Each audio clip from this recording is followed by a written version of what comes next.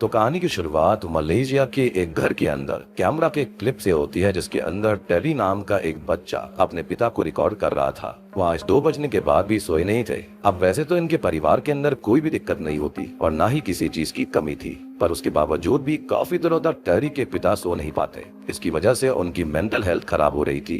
वो सोना तो चाहते थे, पर ऐसा लग रहा था कि जैसे कोई चीज उसको सोने नहीं दे रही हो। उसको शायद किसी तरह का श्राप लग गया था, इसलिए अब एक शेमन को भी बुलाया जाता है। पर अब तक उस आदमी की हालत इतनी खराब हो गई थी कि रिचुअल करते समय वो शेमन को बुरी तरह से काट लेता है और उसका परिवार बड़ी मुश्किल से शेमन को उससे बचा पाता है। हम देख पाते हैं कि ये इंसान पूरी तरह से आक्रामक हो गया था, बिल्कुल जानवर जैसा। जिसके साथ ही कहानी यहाँ से हांगकांग 1990 यानी कि 1990 में आ जाती है, जहाँ पर डॉक्टर लैम का घर था और वो एक बहुत ही अच्छे साइंटिस्ट और प्रोफेसर होते हैं। उनको भी सही से नींद नहीं आया करती थी, जैसे कि शुरुआत वाले व्यक्ति के साथ हो रहा था। और पास्ट के एक सीन से पता चलता है कि यही सेम दिक्कत डॉक्टर लैम के पिता को भी थी। तभी अचानक से उसके पास हम एक डिमोनिक फिगर को देख पाते हैं, जो कि अगले ही पल गायब हो गई थी। अभी डॉक्टर लैम तैयार होकर जल्दी से यूनिवर्सिटी में जाते हैं, जहाँ पर ही उनकी लैब भी होती है। इसके अंदर वो कुछ चूहों के ऊपर एक्सपेरिमेंट कर रहे थे और उसके एक्सपेरिमेंट के अंदर वो रैट 27 दिन ना सोने के बावजूद भी एकदम सही थे।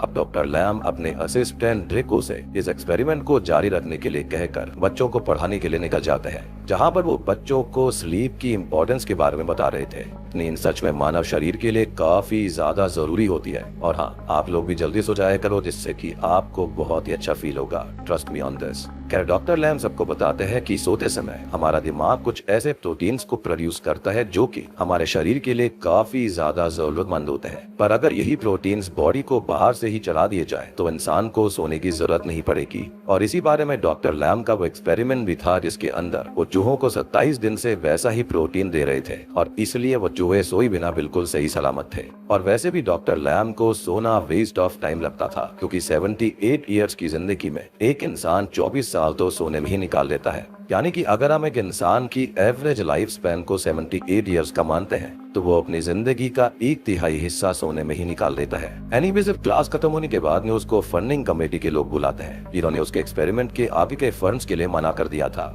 अब डॉक्टर लैम उन्हें काफी समझाने की कोशिश करते हैं कि उसका एक्सपेरिमेंट पूरा होने ही वाला है, पर कमेटी मेंबर्स उसके एक्सपेरिमेंट को बिल्कुल अननेचुरल बताकर उसे फंड देने से साफ मना कर देते हैं। और इसलिए डॉक्टर लैम भी गुस्से में बाहर आ गए थे। पर बाहर हम देखते हैं कि उससे मिलने के लिए युवा मांग आई हुई थी, जो कि 10 साल पहले मिस्टर लैम के साथ रिश्ते में थी। हालांकि उसकी अभी भी शादी नहीं हुई होती, पर वो किसी खास वजह से डॉक्टर लैम से मिलने के लिए आई थी। अब डॉक्टर लैम की टीचर डॉक्टर मैला युवा मांग के भाई का इलाज कर रही थी, जो कि कोई और नहीं बल्कि वही आदमी है जिसको हमने कहानी की शुरुआत में देखा था। वो पिछले 3 महीने से सोया नहीं है और उसकी हालत काफी खराब है। पर रिसेंटली एक एक्सीडेंट में डॉक्टर मैला की मौत हो गई और उन्होंने खुद याओ मम को बताया था कि डॉक्टर मैला के अलावा सिर्फ डॉक्टर लैम ही उसके भाई की बीमारी का इलाज कर सकते हैं, क्योंकि एटिपिकल इंसोम्निया के बारे में वैसे भी ज्यादा लोगों को पता नहीं था। अब याओ मम के साथ साथ ये प्रॉब्लम उनकी जनरेशन के साथ चल रही थी। उसके पिता और उसके ग्रैंडफादर भी इसी बीमारी से मारे गए थे और रात में उठकर वो अजीब हरकतें करा करते थे।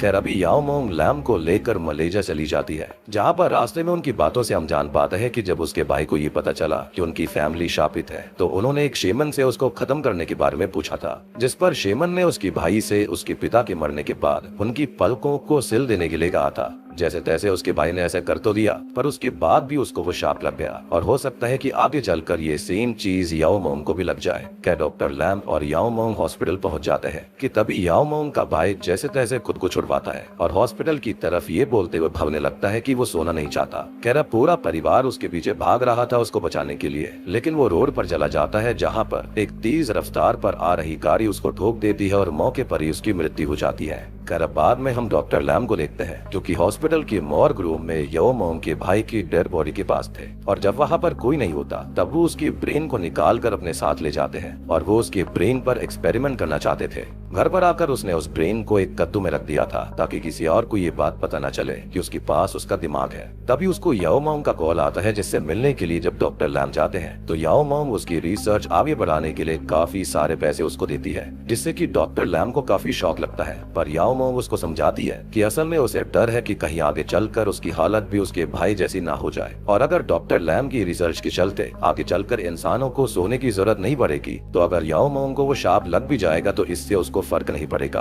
अब डॉक्टर लैम अपनी लैब में वापस जाने के बाद रात के समय में याओ मांग के भाई के ब्रेन को चेक करता है, पर उस ब्रेन के अंदर एक बीमारी की वजह से सोने वाले प्रोटीन्स बनना ही बंद हुए थे, जिसकी वजह से भी उसे नींद नहीं आ रही थी। इसलिए शायद इन सब का किसी शराब से कोई लेना देना नहीं है। लैम ने ये सब एक रिकॉर्डर के अंदर रिकॉर्ड भी किया था। इसके बाद जब वो लैब से निकल रहा होता है कि तभी उसको अपने सामने फिर से एक डिमोनी फिगर दिखाई देती है, जिससे कि डॉक्टर लैम डर तो गए थे, पर अभी वो उस पर इतना ध्यान नहीं देकर वहाँ से सीधा एक शेमन मैन माई के पास चले जाते हैं। खैर अभी डॉक्टर लैम जो होता है वो शेमन के पास इसलिए जा रहे थे क्योंकि वो अपने पिता सिंह की स्पिरिट से बात करना चाहते थे, जो कि अगस्त 18, 1900 में पैदा हुए थे और 14 जुलाई 1943 को उनकी मृत्यु हो गई थी। अब यहाँ पर जो शेमन्स होते हैं वो एक तरह से मीडियम का काम करते हैं और शेमन ने अपने अंदर सिंह की आत्मा को बुला लिया था और तभी डॉक्टर लैम शेमन के अंदर आई हुई अपने पिता की स्पिरिट से कुछ सवाल जवाब करता है ताकि उसको कंफर्म हो जाए कि वो सच में उसके पिता की स्पिरिट है। और जब वो कंफर्म हो जाता है कि हाँ ये उसके पिता की ही स्पिरिट है,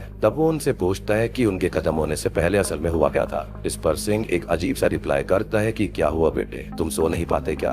और अब इसी के साथ कहानी वहाँ से पास्ट में 1942 में आ जाती है, यानी कि सिंह के मरने से 1 साल पहले। अब उस समय के हांगकांग पर जापानीज आर्मी ने हमला कर दिया था। वो लोगों के घरों को लूट रहे थे, साथ ही साथ उन्हें जैसे ही किसी घर के अंदर कोई लेडी या फिर बच्ची दिखाई देती तो वो उनको भी जबरदस्ती अपने साथ लेकर चले जाते थे। और ऐसा क्यों आप जानते ही हैं। खैर सिंह के घर के सामने वाले घर के अंदर आज ऐसा ही होता है। सिंह ने तुरंत ही तब अपनी माँ और लैम को छुपने के लिए कह दिया था। उसकी बीवी काफी पहले ही किसी बीमारी की वजह से चल बसी थी। खैर अभी जब उसके घर में जापानीज आर्मी आती है तब सिंह को वो लोग गन पॉइंट पर ले लेते हैं। सिंह के घर की तलाशी लेने पर उन्हें वहाँ पर जापानीज नॉवेल्स भी मिलती है, जिससे उन्हें पता चल जाता है कि सिंह को जापानीज आती है और उसका रीजन यही था कि सिंह का जन्म और एजुकेशन जापान के अंदर हुई थी।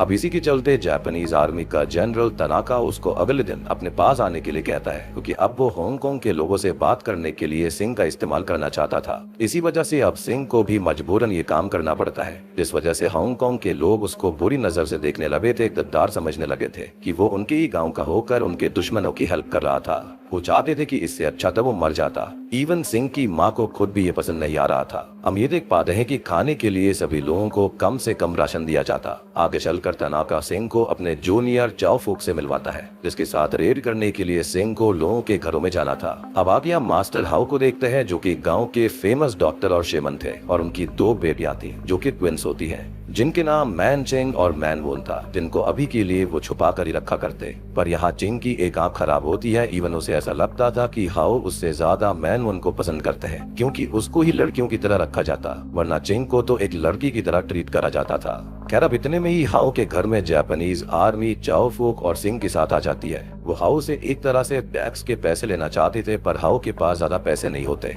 इस पर चाओ फूक हाउ को मारने ही वाला होता है कि तभी सिंह कोई ढूंढने का बहाना करते हुए कुछ और पैसे अपने पास से ही निकाल कर उसे दे देता है, ताकि सोल्जर्स हाउ के घर में इधर उधर ढूंढते हुए उसकी बेटियों को न ढूंढ ले। जिसके चलते होता यह है कि चाओ फूक भी अभी वहाँ से चला जाता है। अब सिंह वैसे तो लोगों की हेल्प करने की बहुत कोशिश करता था, उसके बावजूद भी लोग उसको एज अ ट्रेटर ही देखा करते, यानी कि गद्दार माना करते थे। अब अगले दिन जब सिंह काम पर जाता है तो उसको पता चलता है कि तनाका को प्रमोशन मिला है, जिसकी खुशी में वो सिंह को काफी पैसे भी देता है। और अब सिंह को उस जगह पर आने की परमिशन भी थी जहाँ पर जापानी सोल्जर्स ने सभी लड़कियों और औरतों को पकड़ कर रखा हुआ था। उनका मानना ये था कि सोल्जर्स को खुश रखने के लिए ये सब करना जरूरी है, वरना ऐसे हालात में कौन ही रहना चाहेगा। अब आगे उस जगह अंदर जाने पर उसे एक लेडी के बारे में पता चलता है जिसने एक सोल्जर को हर्ट कर दिया था, जिसके चलते गुस्से में आकर चाओ फूक उसको अफीम का एक इंजेक्शन लगवाता है, जो कि सिंह को सही तो नहीं लगता, पर वो कुछ भी कर नहीं सकता था। अब इसी तरह कुछ दिन बीत जाते हैं और सिंह अब चुपके से उन बच्चियों को भी खाना दे दिया करता था जिन्हें बांध कर रखा जाता।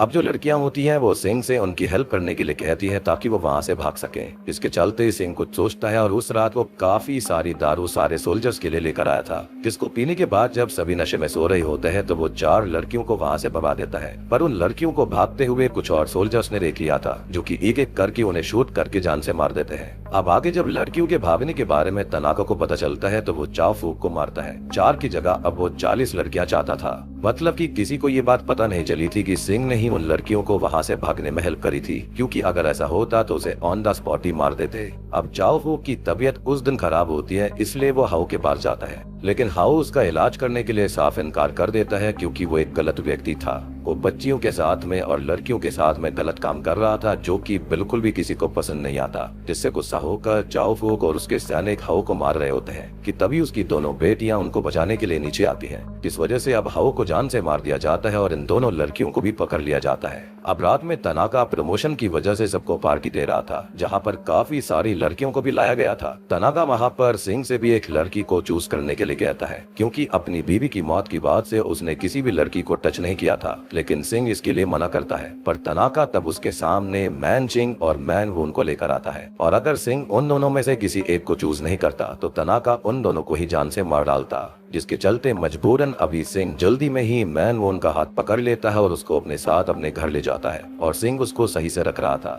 पर वहीं हम मैन चिंग को देखते हैं जिसको तनाका अपने साथ ले गया था। पर जैसे ही वो मैन चिंग की आंख देखता है तो वो काफी डर जाता है और बाहर जाकर फिर से चाओ फूक को मारने लगता है क्योंकि उसकी गलती की वजह से तनाका के पास एक मॉन्स्टर आ गई थी। और अब इसी बात का गुस्सा चाओ फूक मैन चिंग के ऊपर निकालता है। वो उसको बहुत ही बुरी तरह से पीटने के बाद उसे सेक्सुअली हैरेस भी करता है। और उसी समय पास्ट के सीन में हम ये भी देखते हैं कि हाउ ने बचपन में मैन चिंग को ही तंत्र मंत्र सब सिखाया था और एक रिचुअल के दौरान ही उसकी आंख आग के लपेटे में आकर चली गई थी और उसकी आंख खराब हो गई, इसलिए वो खुद को काफी ज्यादा अनलकी मानती थी। खैर अभी चाओ फूक की हरकत से गुस्से में आकर मैन चिंग बहुत ही ज्यादा खतरनाक शाप उसे देती है कि वो इतने घिनौने काम करने के बाद सो के रह सकता है। और अभी चाओ फूक को इस कर्ज के बारे में कुछ भी समझ नहीं आता, इसलिए इस बात को नजरअंदाज करते हुए वो एक बार फिर से मैन जिंग के साथ गलत काम करने के बाद काफी सारे सोल्जर्स को बुलाता है जो कि लगातार मैन जिंग को सेक्सुअली हैरेस कर रहे थे। वही मैन वोन जो होती है वो सिंह के घर के अंदर काम में उसकी माँ का हाथ बटाने लगी थी।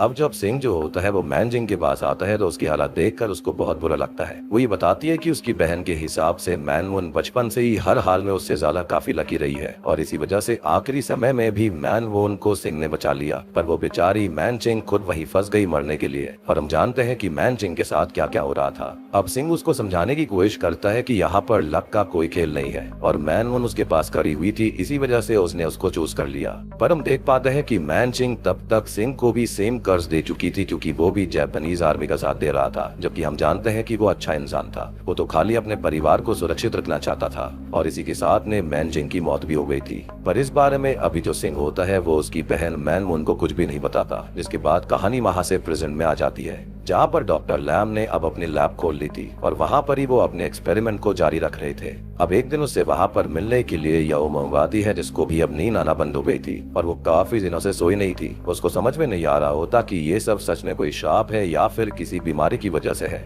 पर डॉक्टर लैम उसकी कंडीशन को बीमारी ही बताता है। खैर अब आगे डॉक्टर लैम याओ मोंग को एक रूम में रखता है और उसके सर पर कुछ वायर्स को अटैच करके उस रूम में गैस के रूप में उन प्रोटीन्स को रिलीज करने लगता है जो कि सोते समय इंसानी ब्रेन बनाता था। साथ ही साथ अब वो याओ मोंग को हौसला भी दे रहा था कि सब कुछ सही हो जाएगा। खैर अब इसी के साथ कहानी फिर से पास्ट में चली जाती है जहाँ पर अब धीरे धीरे सिंह की हालत ना सो पाने की वजह से काफी खराब हो गई थी, जिसकी वजह से वो मेंटली बीमार होने लगे थे। और अब जब बाकी सबको इन चीजों का एहसास होता है तो तब जाकर सिंह यहाँ पर मैन वोन को उसकी बहन की मौत और उसके शाप के बारे में सब बताता है, जिससे कि मैन वोन काफी टूट गई थी और उसको बिल्कुल नहीं पता था कि ये सब सही कैसे करा जाए, क्योंकि उसको हमेशा लड़कियों की तरह ही ट्रीट करा गया था। पर वो जो होती है वो मैन चिंग की बॉडी को रिचुअल्स के साथ दफनाकर उससे माफी मांगना चाहती थी। खैर अभी मैन चिंग की बॉडी को बाकी मारे हुए लोगों की डेड बॉडीज के साथ एक पिट में फेंका गया था। वहाँ जाकर जैसे जैसे बहुत मुश्किल से मैन वून अपनी बहन की बॉडी को ढूंढती है और उस वक्त सिंह की माँ और छोटा लैम भी उसके साथ थे। मैन चिंग की डेड बॉडी को देखकर उसकी बहन मैन वून बहुत ही ज्यादा रो रही थी, पर अभी वो जैसे तैसे खुद को संभालती है और अगली सुबह वो सभी रिचुअल्स के साथ अपनी बहन की बॉडी को दफना देती है। उस समय ग्रैनी और मैन वून तो मैन चिंग से माफी मांग रहे थे, पर लैम ऐसा नहीं कर रहा होता, जिस वजह से ग्रैनी गुस्से में उससे ऐसा करने के लिए कहती है। इवन अब मैन वून ने डिसाइड कर लिया था कि वो सच में सिंह से शादी कर लेगी। खैर अब इसी के साथ कहानी वापस से प्रेजेंट टाइम में आती है जहाँ पर अब तक 8 दिन बीत गए थे और अभी याओ मोंग की हालत सही चल रही थी। अब वो थोड़ी थोड़ी देर के लिए सो तो पा रही थी, लेकिन उसे अभी भी डॉक्टर लैम की लैब के अंदर ही रहना पड़ता था। अब रात में जब याओ मोंग के लिए लैम खाना लेकर जाता है तो याओ मोंग उसको बताती है कि असल में उनकी फैमिली को एक कर्ज लगा हुआ है जो कि generation to generation pass on होता रहता है और उसने पहले के समय पर एक प्राइवेट डिटेक्टिव को हायर किया था, जिससे ही उसे उसके ग्रैंडफादर के बारे में पता चला जो कोई और नहीं बल्कि चाओ फू की था। जापानीज वॉर के बाद वो लोग मलेशिया में रह रहे थे और उन्होंने अपने सरनेम को भी बदल दिया था। अब डिटेक्टिव को ये बातें उसी बिल्डिंग में फंसी एक लेडी की वजह से पता चली थी, जिसने कि चाओ फूक और सिंह दोनों को देखा था। सिंह उस समय अपने नाश हो पाने की वजह से इतना ज्यादा परेशान हो गया था कि वो खुद को खत्म करने की भी कोशिश करता था, पर वो ऐसा कर नहीं पाता। खैर अब तक उसकी मैनमून से शादी हो चुकी थी, पर वो उसके साथ भी सही से नहीं रह पा रहा था। ना तो उसे सही से नींद आती और अगर कभी वो मैनमून के पास जाने की कोशिश करता था तब भी उसको मैन चिंग ही दिखाई देती। अब धीरे धीरे फिर उनकी मेंटल हेल्थ इतनी ज्यादा बिगड़ जाती है कि एक दिन वो लैम को ही जान से मारने वाले थे, पर मैनमून और ग्रैनी जैसे तैसे लैम को बचाते हैं। तब लैम और ग्रैनी तो वहाँ से भागने में कामयाब हो गए थे, पर मैनमून को सिंह पकड़ लेता है और उसको एक बुचर नाइफ से बुरी तरह से काटने लगता है और उसने मैनमून की गर्दन अलग करके उसे नीचे फेंक दिया था, जिसको देखकर लैम और ग्रैनी डर कर पास में छिप गए थे। और अब सिंह खुद वहाँ से सीधा तनावा के रूम में चला जाता है और उसके प्राइवेट पार्ट को काट कर उसके ही मुंह में डाल देता है, जो कि बहुत ही ज्यादा ग्रूसम सीन था। और बाद में उसकी गर्दन काट कर बाहर जाने लगता है। उसके सामने अब जितने भी जापानीज सोल्जर्स आ रहे थे वो उन्हें बहुत ही ज्यादा ब्रूटली खत्म कर रहा था, जो कि उसे पहले ही कर देना चाहिए था। हो सकता है कि ये मैन चिंग की स्पिरिट उससे करवा रही थी और ये सब चीजें सच में काफी ज्यादा खतरनाक थी। अब सोल्जर्स उसको काफी बार शूट भी कर रहे थे, लेकिन इसका उसके ऊपर कोई भी असर नहीं था, जैसे कि वो खुद ही एक सुपर सोल्जर बन गया हो और वो लगातार सारे के सारे सैनिकों को मारता चल रहा था। पर एक टाइम पर वहाँ पर काफी सारे सोल्जर्स उसको घेर लेते हैं और बहुत बार शूट करके उसे जान से मार डालते हैं। ग्रैनी अब तक लैम को लेकर कहीं और शिफ्ट हो जाती है, पर जब लैम बड़ा होता है तो उसको भी इंसोम्निया होने लगता है। साथ ही साथ उसको मैन चिंग भी दिखाई देती थी। उसको अभी गुस्सा आ रहा था कि उसके पिता के कहने पर उसने ऐसी औरत की डेड बॉडी के सामने प्रे क्यों करा, जिसने कि उसके परिवार को कर्ज दिया। इसलिए अभी वो गुस्से में दादी के मुंह पर तकिया रख कर उनको भी जान से मार डालता है। एंड आई बिलीव कि उसको जो डिमोनिक एंटिटी दिखती थी वो कोई और नहीं बल्कि वो मैन चिंग ही होगी। एनीवेज अब प्रेजेंट टाइम में हम देखते हैं कि लैम ने अभी याओ मोंग को ज्यादा डोज देना चालू कर दिया था, यानी कि उन प्रोटीन गैसेस का। और जब से उसे पता चला था कि याओ मोंग चाओ फोक के ही आगे की जनरेशन है, तो उसका बर्ताव भी उसके प्रति काफी बदल सा जाता है। अब काफी दिन बीत जाते हैं और क्योंकि लैम को भी नींद नहीं आती थी, इसी वजह से वो याओ मोंग पर नजर रखना चालू करता है। पर एक रात वो खुद के होठों को काटते हुए याओ मोंग को देख रहा होता है, जो कि सच में काफी ज्यादा अजीब था। और याओ मोंग को दिखाया जाता है जिसकी हालत अब नाश होने की वजह से काफी खराब थी और अभी वो खुद के ही हाथ को अजीब तरह से खाने लगती है। और इसका उसे कोई भी रिग्रेट नहीं हो रहा था, बल्कि वो ये सब हंसते हुए कर रही थी। अब डॉक्टर लैम भी तब उसके रूम में जाकर अजीब तरह से हंसने लगता है। अगले दिन अब जब ड्रेको रूम में आता है तो वहाँ का सीन देखकर वो उल्टियां करने लगता है। लैम उस समय बुरी तरह से याओ मोंग की म्यूटिलेटेड बॉडी को खा रहा था। जी हाँ, और याओ मोंग मर चुकी थी। अब ड्रेको तुरंत ही पुलिस को बुलाता है और पुलिस अपने साथ लैम को पकड़ कर ले जाने लगती है, पर उसका कर्ज अभी भी खत्म नहीं होता। और हम जानते हैं कि मैन चिंग का ये कर्ज कभी खत्म नहीं होने वाला, क्योंकि उसके साथ में जो कुछ भी सिंह ने किया, तनाका ने किया या फिर चाओ फूक ने किया, उसका खामियाजा तो यहाँ पर उसके परिवार को या फिर आने वाली जनरेशन को भुगतना ही पड़ेगा। इसी के साथ में स्लीप कर्स मूवी यहीं पर खत्म हो जाती है। तो दोस्तों, ये थी द स्लीप कर्स फिल्म की कहानी। उम्मीद करता हूँ कि आपको ये मूवी पसंद आई होगी। आपको यहाँ पर समझ में आ गया होगा कि डॉक्टर लैम और याओ मोंग के साथ यहाँ ऐसा क्यों हुआ। क्योंकि कहीं ना कहीं इनडायरेक्टली या फिर डायरेक्टली ये दोनों ही जापानीज आर्मी, तनाका और मैन चिंग से जुड़े हुए थे, या फिर ये कहें कि उसके श्राप से। और इसका कोई भी इलाज नहीं है। इनकी आने वाली जनरेशंस के साथ ऐसा ही होगा, यानी कि इनकी मौतें बिल्कुल लिखी हुई थी। जो यहाँ पर मैन चिंग ने सहा था वो किसी को माफ नहीं करने वाली। और डॉक्टर लैम को जो बार बार इविल एंटिटी दिखा करती थी वो कोई और नहीं बल्कि वो मैन चिंग का ही डिमोनिक रूप था। तो उम्मीद करता हूँ कि आपको ये फिल्म पसंद आई होगी, समझ में आ गई होगी। लेकिन अगर आपका फिर भी कोई डाउट है तो आप कमेंट सेक्शन में मुझसे पूछ सकते हो, मैं आपको उसका जवाब जल्दी से जल्दी दे दूंगा। तो चैनल के ऊपर नए हैं तो सब्सक्राइब कर लीजिए। कमेंट करके बताइएगा कि आपको ये वीडियो और ये एक्सप्लेनेशन कैसी लगी।